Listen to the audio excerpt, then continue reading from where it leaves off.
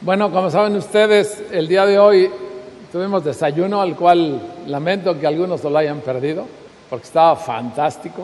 Y le damos gracias a todos ustedes los que participaron y le pusieron muchas ganas para compartir de sus dones en la cocina, especialmente a los de la fruta. Bueno, de todas maneras, quiero decirles que hoy estamos celebrando el 15º aniversario de estar en esta locación. Vida Nueva tiene como 35 años y damos gracias a Dios de que su misericordia ha estado con nosotros y que veo que su mano tiene planes más allá de lo que podemos figurarnos nosotros. Este lugar, que es, como ustedes lo ven, ha sido plan de Dios y ha sido provisión de Dios en relación al terreno, a su extensión, al edificio y al tiempo de como estamos el día de hoy, a la estructura de la iglesia, a los participantes y a todos los que están aquí. Y yo pienso que a la gente de la música que le echa muchas ganas y que estamos bendecidos con todo el grupo y su director, a todas las personas que Dios les ha puesto en su corazón ser parte del ministerio, que antes sí teníamos, pero estábamos faltos en algunas cosas. Creo que ahora el equipo se ha conformado de tal manera que Dios tiene proyecciones que ni siquiera puedo imaginar dónde vamos. Algún día pensé que íbamos a estar llenos hasta los topes y ya veo que pronto vamos a estar llenos hasta los topes. Pero no estábamos listos todos en el tiempo de Dios y doy gracias a Dios porque todo nos ha proveído en su tiempo y vivimos del maná de Dios, o sea, de la provisión de Dios para día con día no tener inseguridad ni miedos de las cosas que puedan faltarnos o no estar con nosotros. Me da mucho gusto ver a gente aquí que no veía yo antes ni pensaba que iban a venir nunca. Así que les doy la bienvenida a todos y principalmente para que Dios trabaje en ustedes y que nos conforme a todos como parte de su iglesia. Una iglesia que dé testimonio y que si necesita hablar, pues hable, pero que el testimonio sea más fuerte que la palabra. Hablen como oían en la escuela dominical, en tiempo que sea útil, la manera de expresarse constructiva y oportunamente. Es muy importante. Así que gracias a Dios por cada uno de ustedes y este lugar donde Dios seguramente va a alcanzar a muchos que ni siquiera sabemos dónde están, por medio de ustedes, por medio de su testimonio y de su palabra. Así que damos gracias a Dios y tenemos un mensaje para ustedes interesante para este 15 aniversario, para ser más que vencedores ahora de los temores, inseguridades y miedos por medio de la fe. Vamos a empezar en oración. Señor Dios Todopoderoso, agradecemos, Señor, que tú tienes con nosotros tu Santo Espíritu para que nos guíe, para que nos redarguya, para que nos convenza de tu palabra. La efectividad de tu palabra verdaderamente nos impresiona, Señor. La manera como puedes llevarnos a aguas más profundas de lo que dan nuestros pies, como cantábamos, es algo impresionante y solamente se logra ante tu presencia, Señor. Permite que ante tu presencia seamos motivados por tu palabra, seamos acercados y que, Señor, seamos piedras vivas de tu iglesia. Gracias, Señor, por cada uno de los que están aquí, de los muchos que han estado conmigo durante tantos años y de los que apenas llegaron, pero que tú tienes planes para todos. Agradezco, Señor, la vida que nos das. Y en este tiempo juntos te pido que tu palabra sea de edificación para cada uno. Que tu Espíritu se mueva con nosotros. Bendecimos tu nombre y apreciamos cada día más tu amor, tu gracia, tu misericordia, tu perdón. Todo esto inmerecido por nosotros. Gracias, Padre, por la vida que nos das. Bendícenos en el nombre de Cristo Jesús. Amén. Bueno, hermanos, el mensaje de hoy, ojalá que salgan ustedes más que vencedores y lo pongan a prueba pronto, venciendo al temor con la fe.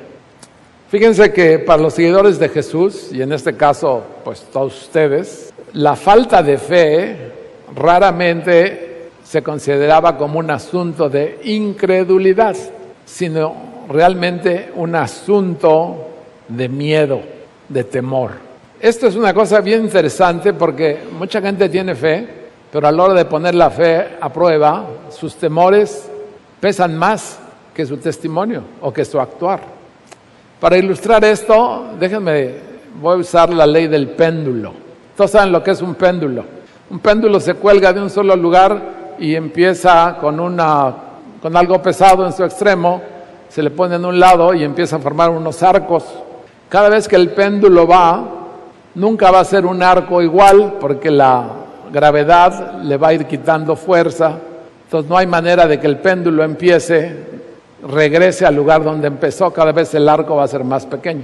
Pues en eso estaban, y un señor decía que quería probar que la teoría no era igual que la práctica, que es la cosa que vamos a ver el día de hoy con la fe. Y resulta que pusieron un lazo muy fuerte con una cosa muy filosa, y el hombre que decía que creía en la hipótesis se puso en un lado, y como venía una guillotina grande, a la hora que la pusieron aquí, donde él estaba, cuando se va para allá pues no hay problema, pero cuando regresaba, aquí tenía la nariz. Entonces cuando venía la guillotina, ya que venía la guillotina sobre su nariz, pues se quitó. Pues no, que sí creía que nunca hacían los arcos iguales. Pues déjame decirte que esto que es tan sencillo nos pasa a todos nosotros. A la hora de que viene la avalancha de las circunstancias sobre nuestra vida, nos hacemos un lado. Como dice Lugo, se nos pandea el machete bien feo. Nosotros creemos en la teoría, creemos en la palabra, en lo que dice, pero a la hora de llevarla a la práctica nos pasa igual que con el péndulo. Cuando vemos que viene sobre nosotros, mejor nos hacemos un lado. Pues ¿qué, la gravedad dejó de trabajar, hermanos? ¿O la fe acaso dejó de trabajar? Pues no. Fíjense que el señor Lewis en este respecto escribió algo que dijo que la fe es el arte de sujetarte, de abrazarte a las cosas que tu razón ya ha aceptado, a pesar de los cambiantes humores o estados de ánimo. Ya ves que las mujeres siempre aducen estados de ánimo difíciles en algunas temporadas de los meses. O sea que emociones tales como el miedo ejercen una influencia que, a menos que sean controlados, pueden destruir nuestra confianza en lo que sabemos que es verdad. Eso es lo que estoy diciendo. Que el miedo puede destruir nuestra confianza en las cosas que sabemos que es verdad. Dice, bueno, alguien dice aquí, yo no tengo miedo a nada. Dice, pero tengo miedo de que no me vuelva a pasar algo, o de que no tenga yo algo. Y entonces, debido a eso, opero de una manera diferente. Usualmente, tú y yo pensamos acerca de la fe como un término bíblico o un término teológico. Pero nosotros demostramos nuestra fe cada día en las rutinas de nuestro diario caminar. Piensa, por ejemplo, en la fe que toma volar, subirse a un avión. Hoy en día cada vez se sube más gente a los aviones, pero aún al día de hoy hay gente que no se quiere subir a los aviones, que prefiere irse en carro y dar unas vueltas espantosas en lugar de subirse a un avión porque tienen miedo. Pero para subirse a un avión, hermano, toma fe para que te subas a ese tubo metálico, te pongan en una sillita y que el tubito ese se suba a 10,000 metros de altura, porque eso es lo que suben, y más o menos como a 750 kilómetros por hora. Y déjame decirte que lo curioso que los términos que se usan en la aviación son curiosos y no ayudan a los que tienen miedo en la aviación. Terminamos nuestro vuelo en una terminal aérea. La palabra terminal no la quieres oír en la boca de los doctores. Cuando dice, usted tiene una enfermedad terminal. Ay, cara. Y llegamos a una terminal cuando llegamos a un fin de un vuelo. Lo que la azafata nos anuncia, nos asegura que nos acercamos, que tenemos nuestro acercamiento final. ¿Tú te imaginas un acercamiento final a algo? Pero en este caso es a la pista. Yo no sé ustedes, pero a mí de las cosas que más me dan pues algo de temor es cada vez que el piloto llega a la pista. A veces que está distraído y qué bárbaro. Haz de cuenta que se le van a saltar las... ¿Has visto la llantita que tienen adelante los aviones? Pues es una vacilada, caray. A veces llegan que golpean así y dices, ay, a ver a qué se le sale esta porquería. Bueno, hay gente que a la hora de despegar, cuando apenas van desafiando la gravedad, es el momento más difícil del avión, es cuando el avión puede venirse abajo, porque vas de repente rodando a todo lo que da y de repente subes y la gravedad sigue trabajando. Bueno, pero parece que todos los que hemos subido aviones todavía estamos por aquí. Después, como sabes, te pides que te quedes sentado hasta que el avión haga alto total. Alto total.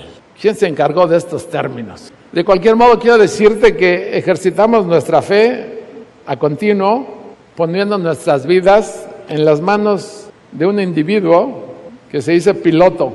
Ya viste que a veces han de llegar crudos los pilotos a hacer su vuelo. Son retepachangueros. Así que, de seguro tú puedes, si tú pones tus manos en la vida de un piloto que no conoces, de seguro puedes poner tu vida en las manos de Jesús. Tu vida. Así que hoy llegamos a lo que Pablo determina como uno de los implementos militares, que este es el cuarto, y que enlistó él allá en la lista de los versículos de Efesios 6. Hoy hablamos del versículo 16. Allá dijo Pablo, sobre todo, tomad el escudo de la fe con que podáis apagar todos los dardos de fuego del maligno. Déjame decirte que si tú tienes problemas en tu mente, si tú tienes problemas con tus situaciones y tus circunstancias y no tienes la seguridad, es porque tú has de tener un escudito de este tamaño y sales con él. Pues te llevo el mini escudo hoy, porque luego me pesa mucho el otro. Entonces has de estar bien alfiletereado, vas a estar pero lleno de dardos, y son dardos que te hacen daño, que realmente te dejan huella, te cambian la manera de pensar, te cambian la perspectiva, te cambian el día. Tenías un buen día y te van a hacer un día bien agrio. Quiero que lo oigas con cuidado, porque Satanás se dedica a esto, a agriarte tu existencia. Creo que de lo agrio a mí nomás me gusta la crema agria y en algunas cosas. De todo lo demás paso. Déjenme decirles, Pablo describe el gran escudo de la infantería romana que usaban ellos para proteger sus cuerpos. Estos escudos eran más o menos de 1,20 de alto y como de 75 centímetros, pues porque realmente querían que no les entrara ninguna flecha, ¿no? Estaban hechos de piel, estaban estirados sobre madera y reforzados de metal arriba y abajo para que quedara todo en orden, y si tenían que dar un golpecito, pues bueno, tuviera sus consecuencias. De todos los implementos de guerra incluidos en la descriptiva que Pablo hace de estos soldados romanos, esta es la única pieza a la que se le da un propósito específico: protegerles, en este caso protegernos de todos los dardos de fuego del maligno. Si tú crees que el maligno no tiene dardos de fuego, pues estás equivocado, sí tiene. Él y sus esbirros, y nomás sales, y algunos están entrenados en las selvas brasileñas y como cerbatanas, mis hermanos. Así que estos dardos de fuego representan y son toda clase de ataques iniciados por el demonio, dije, y sus esbirros contra la gente de Dios. Ellos no están preocupados que te declares cristiano, están preocupados de tu testimonio, están preocupados de cómo reaccionas si acaso te entra un dardo. No te deberían de entrar, pero a lo mejor un día saliste con el mini y sí te van a dar una buena alfiletereada. Así que estos dardos incluyen no solamente toda clase de tentaciones, es que estos dardos son pero graves, tentaciones que promueven conductas inmorales y contrarias a lo que Dios dice, sino hay dardos que tienen en el lado dudas. Este es un dardo de dudas, pálame. Este es un dardo de desesperanzas. Este es un dardo para poner a la gente absolutamente de mal fierro. Este es un dardo para que los que pensaron que perdonaron algo recuerden cómo estuvo de gruesa la cosa y no perdonen nada, mangos. Así que son asaltos externos, tales como persecución o falsas enseñanzas. Son de ese calibre, igualitos que si fuera una persecución física o una falsa enseñanza. Así que si tú eres cristiano, a través de toda tu vida, tú vas a ser bombardeado por miles de dardos de fuego, lanzados por Satanás contra ti. La única manera de protegerte es a través de la fe. El apóstol Juan escribió, y esta es la victoria que ha vencido al mundo, nuestra fe. Esto es lo que vence al mundo, nuestra fe. Pero tanto vamos y venimos que les tengo que preguntar qué es la fe, cómo trabaja y cómo vence el ataque de los dardos de fuego del enemigo. Primero recuerda que la fe involucra más que una creencia, involucra más que creer.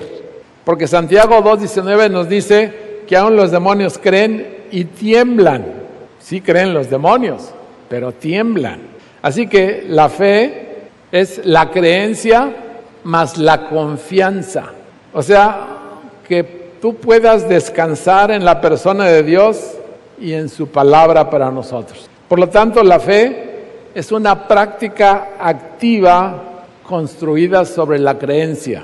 La fe no es ambigua, o sea que la fe de repente sí funciona o no funciona. La fe funciona de todas. La fe no es insegura, sino que es toda una convicción sólida, concreta. Es la confianza de hoy de una futura realidad. La fe, como decimos, es algo que permanece. Confianza inquebrantable en Dios, sobre la aseguranza que Él es fiel a sus promesas. Así que por fe nos movemos hacia adelante, aun cuando nuestro destino no es muy claro. La fe nos dice que lo que Dios ha prometido va a suceder. Y es tan cierta que es casi como si ya hubiese pasado. La fe trata las cosas que esperamos como una realidad. Esa es la descripción dada a nosotros en el libro de los Hebreos, en el 11:1.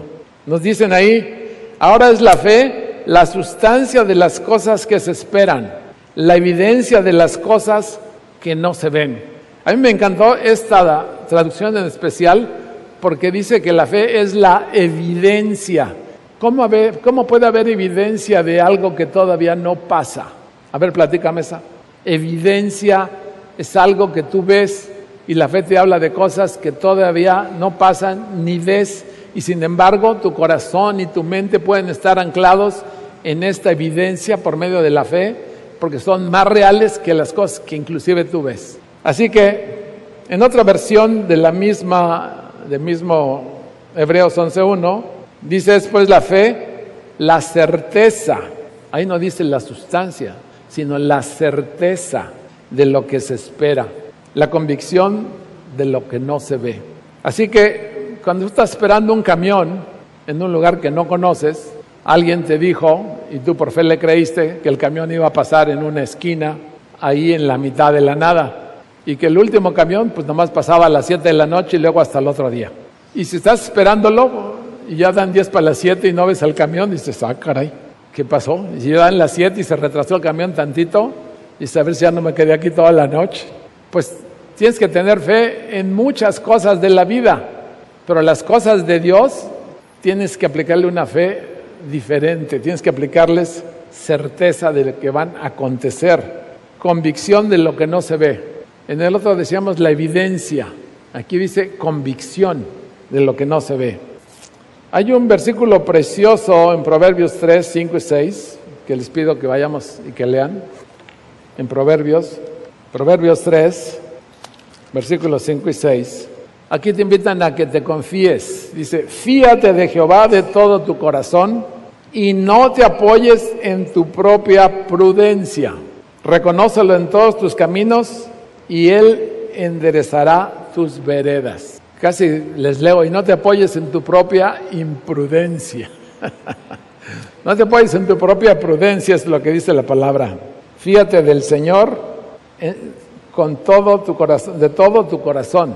Esta palabra de seguro le va a dar profundidad a tu caminar con el Señor, ya que la parte que dice no te apoyes en tu entendimiento, esta es la parte más difícil del asunto. Todos nosotros nos apoyamos en nuestro entendimiento. Creo que nos cuesta a todos mucho trabajo, ya que confiar no es fácil. Y para eso necesitamos la fe en la palabra de Dios. Porque estarán de acuerdo que es más fácil caminar de acuerdo a lo que vemos que caminar por fe.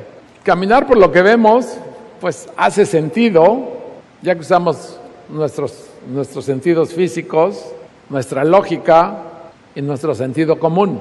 Definimos nuestros objetivos, sopesamos los obstáculos contra nuestras habilidades y planeamos la ruta. Si este es el modus operandi de nuestra vida cristiana, te urjo a que oigas con cuidado lo siguiente. Si lo que Dios te pide que hagas siempre te parece lógico y te hace sentido, probablemente no es Dios a quien estás oyendo. Las cosas que Dios te dice no siempre te hacen sentido, ya que la fe no es lógica, pero tampoco es ilógica. La fe es teológica. La fe está basada en Dios. Como decir la fe es cuando tú metes a Dios en tu ecuación, en tu vida.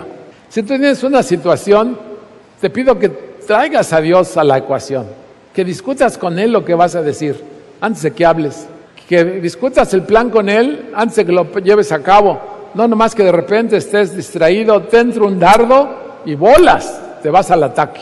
Habla con Dios del asunto, verás que Dios va a calmar toda esa situación. Trae a Dios a la ecuación de tu vida, ya que la fe es asombrosa, mis hermanos. En Hebreos capítulo 11, como tú sabes, encontramos una letanía que da mucha inspiración de algunas de las gentes más fieles a Dios. Gentes que no podían ver la meta, pero que sabían que estaba ahí. La fe de estos santos que se mencionan en Hebreos 11 originó que tomaran acciones aún en situaciones inciertas y peligrosas. Ellos fueron arriesgados, ellos fueron pioneros, fueron revolucionarios. La mayoría de ellos caminaban por fe y aquí viene lo más interesante. Tú y yo necesitamos ser como ellos. De sus vidas podemos aprender la fe verdadera, porque como dice, la fe trae el sacrificio adecuado. La fe te permite caminar con Dios. La fe construye una arca cuando nunca había llovido. Aquí la gente que vive en la Morelos y en la Leona Vicario debían de construir unos barcos para cuando llueve, porque aquí sí ha llovido. La fe empieza un viaje obediente a pesar de no saber dónde vas a acabar de destino. La fe habita en tiendas en países foráneos. La fe busca por una ciudad cuyo constructor y hacedor es Dios. La fe le da a una madre la fuerza de dar a luz un hijo, aun cuando había pasado por mucho la edad para tener hijos. La fe es la disposición de sacrificar a un hijo en obediencia a Dios. La fe cree en resurrección. Por fe se promete no dejar los huesos de José en Egipto. La fe rehúsa ser llamado Moisés, el hijo de la hija de Faraón. La fe escoge sufrir aflicción con la gente de Dios cuando esto aconteció para él.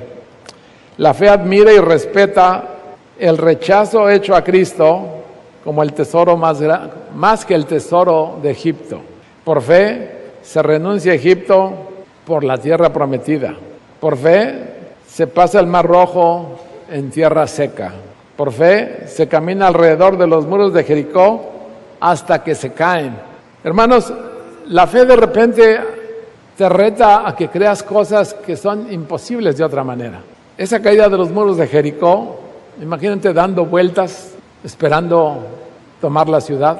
Lo que no les han de haber dicho desde los muros. Y luego se lo tuvieron que tragar todos porque cuando Dios pidió que tocaran las trompetas, cayeron los muros. La fe controla reinos, trabaja justicia, obtiene promesas, cierra la boca de leones, apaga la violencia del fuego, como pasó allá en Babilonia.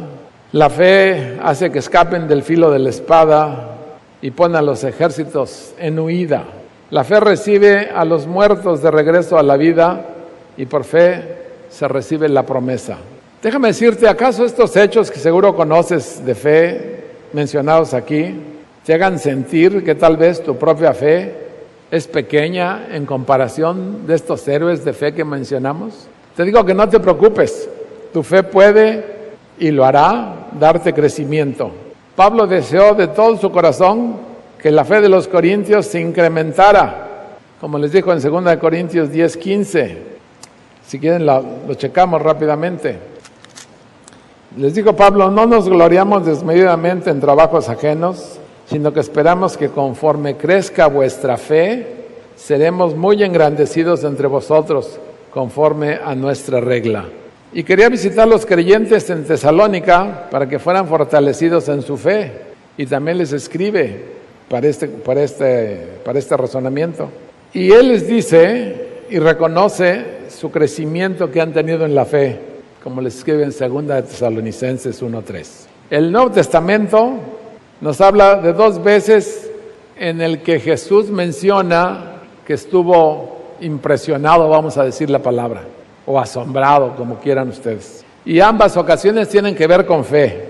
En una de las veces implicó al centurión, ¿se acuerdan? El centurión romano, que mandó siervos buscando la salud de su esclavo.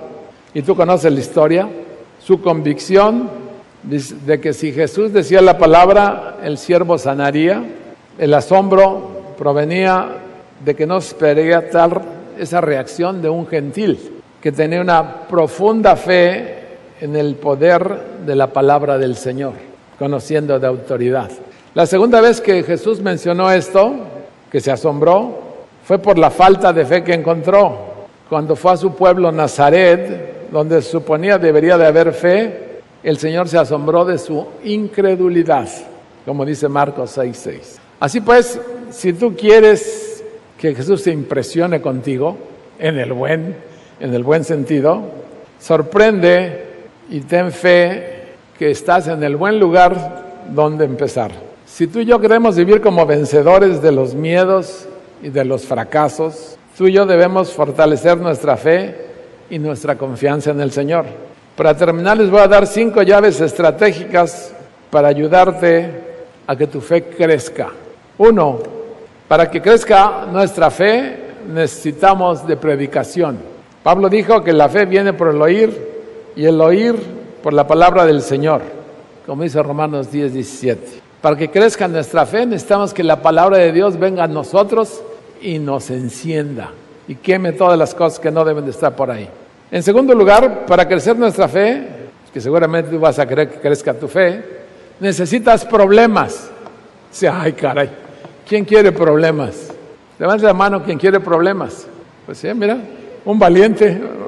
Bueno, es que van a venir los problemas aunque quieras o no, eso es plan de Dios. Porque la mayoría de nosotros queremos que la vida sea suave y al cabo que estamos aquí al lado del mar, al cabo que con el mar la vida es más sabrosa, ¿no? Queremos relaciones felices, sin olas, sin olanes, sin perturbaciones. Queremos trabajos recompensantes. Queremos una salud admirable que no nos dé ni catarro. Esposos fieles o mujeres fieles, hijos obedientes. Todo eso lo enlistamos como las buenas cosas que queremos, ¿o no? Pues creo que todos queremos eso, ¿no? Digamos o no digamos, eso queremos. Pero los problemas nos caen como la tormenta que cayó aquí hace poquito. ¿Quién esperaba que nos echaran 112 milímetros de agua? Pues nadie, ¿no? Una lluviecita que empezó ahí medio chipi, una bola de truenos y de repente los cántaros de agua. Así que tengo que decirles, hermanos, que los problemas llegan como tormentas llenas de agua, trayendo olas de temor y disrupción. Todo esto nos lleva a ver al Señor y nos enseña a confiar únicamente en Él. Déjame decirte que Él usa los problemas para aumentar la fe en Él. Si tú tienes problemas el día de hoy, seguramente vas a crecer en tu fe, pero tienes que pasar por ahí, ni modo. Y los problemas dan algunos dolores de cabeza, y más si traes hincada uno de los dardos de fuego por ahí en lugar que ni mencionamos, peor se pone. En tercer lugar, para crecer nuestra fe, necesitamos gente. O sea que la gente que está a tu lado te va a traer circunstancias para que tú crezcas en tu fe. Solito no puedes crecer tu fe, necesitas gente. Y a veces te van a poner en algunas circunstancias. En cuarto lugar, para crecer nuestra fe, para crecer nuestro propósito, se requiere que haya confianza en Él de manera especial. Eso quiere decir que no se te pandee el machete, que no te hagas un lado cuando el problema viene, que cuando viene la tentación te resistas, que cuando viene cualquiera de las cosas que mencionamos a tu mente, tú pares eso con la palabra de Dios. En quinto lugar, para crecer nuestra fe, necesitamos perspectiva. ¿Se recuerdan cuando los discípulos le pidieron a Jesús que incrementara su fe, Él les respondió diciéndoles que si su fe era tan pequeña como una semilla de mostaza, ellos podrían ordenar a un sicomoro, que es un árbol, que se desarraigara y se plantara en la mitad del mar y se les obedecería a ellos. Yo realmente me he quedado con yo no sé qué tanto has pensado en ese versículo, pero ese versículo es verdaderamente apabullante. Les dijo que si su fe era tan chiquitita como una semilla de mostaza.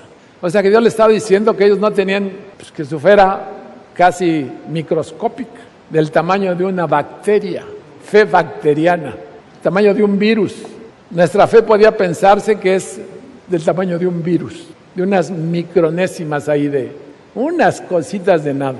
Porque dice que si las tuviéramos del tamaño de la semilla de mostaza, ordenarías un árbol que se plantara en el mar. Por supuesto que esta es una manera de decirles que tenían mucho que aprender, pero Dios no tiene límites para ninguno de nosotros. Muchas veces nuestra manera de ver la vida y lo que estamos viviendo nos apabulla, nos acaba, nos destroza, casi nos entierra vivos. Y dice Dios que con una poquita de fe tú puedes superar eso. Esa poquita de fe apoyada en la confianza, en su palabra, te va a dar victoria. Piensa en eso, porque para crecer necesitas perspectiva. Lo importante de lo que les dijo Dios a los discípulos no era el tamaño de su fe, así que no se preocupen si tienen fe del tamaño de un virus. Preocúpense del tamaño que es su Dios. Eso sí debe de preocuparles. Dios tiene que estar en su ecuación y es el Dios todopoderoso, el que puede parar cualquier cosa en tu vida, el que puede dirigir las cosas a un lugar mejor, el que te va a dar entendimiento de cómo salir adelante. Preocúpense del tamaño de Dios que tienen con ustedes. Los discípulos de Jesús necesitaban en su tiempo la perfecta y adecuada relación para crecer en su fe. Y nosotros también la necesitamos. Así que como dice Hebreos 11, pongan sus ojos en Jesús, el autor y perfeccionador de nuestra fe, para cualquiera de los problemas que tengas. Cuando tú estás en un problema, haz de cuenta que estás lleno de alambres que te amarran a diferentes cosas y no sabes ni cómo salir. Y si te mueves para un lado, te raspas y para el otro te sangras. Y Dios puede quitarte todo eso. Es cuestión de no pelear con esas cosas, sino vencerlas en el poder de Jesucristo. Todas las cosas con Jesucristo tienen solución. Y Dios quiere que nosotros vivamos sin temor por el crecimiento que tengamos en fe. Así que lo número uno que te quiero decir es que si tienes problemas, estás en el plan de Dios y Dios está operando contigo hoy. Vas a crecer en tu fe. Así que utiliza la palabra de Dios. Todo lo que hicieron los héroes que leímos o que mencionamos del capítulo 11 fue posible porque le creyeron a Dios y porque pusieron su confianza en Dios. ¿Dónde tienes tú tu confianza? La confianza tuya tiene que estar puesta en Dios. No albergues pensamientos, si quieres a Dios en tu vida, no albergues pensamientos contrarios a lo que dice la palabra. No albergues conceptos tontos del mundo, porque entonces eres del mundo. ¿Eres de Dios o eres del mundo? Hay gente que tiene problemas con el plan que está desarrollándose en el mundo. Todos tenemos el mal dentro de nosotros. Ninguno somos dignos de nada. Y hay gente que pelea porque no quieren que le diga que es malvado. O porque alguien se tropezó, él ya no se va a tropezar nunca. Todos estamos en el mundo, no mereciendo el favor de Dios, y sin embargo Dios nos lo otorga.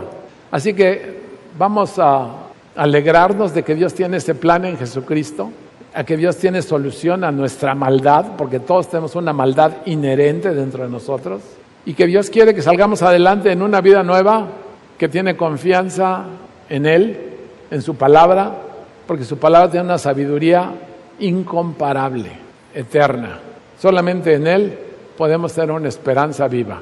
Hermanos, que su andar sea como Dios quiere y que muestren ustedes esa fe que solamente Dios da y que Dios perfecciona. Y que tengan victoria y que los miedos y las inseguridades vuelen lejos de ustedes. No salgan sin su escudo. No utilicen escudos mini porque les va a ir como en feria. Así que hermanos, pónganse en orden con Dios y todo va a ir de acuerdo con su plan. Vamos a cerrar en oración. Señor Dios Todopoderoso, en esta mañana agradecemos que tú pongas en nuestro corazón tu palabra, que la pongas en nuestra mente, Señor, que nos permitas ver y actuar de acuerdo como tú nos indiques, Padre. Te doy gracias, Señor, porque vamos a tener a Dios en nuestra ecuación, en nuestra vida. Te damos gracias por esto, Señor, porque tú eres un Dios muy grande, muy misericordioso y muy personal. Te agradecemos, Padre, que tú vengas con nosotros y nos llenes de tu amor. Gracias por todos estos años, Señor, en los cuales hemos podido predicar tu palabra aquí. Y te agradezco por la vida de las gentes que han sido cambiadas y que ahora, Señor, caminan poniendo los ojos en ti. Te pido que les uses para que otros tengan esperanza de acuerdo con tu elección. En el nombre de Cristo Jesús. Amén.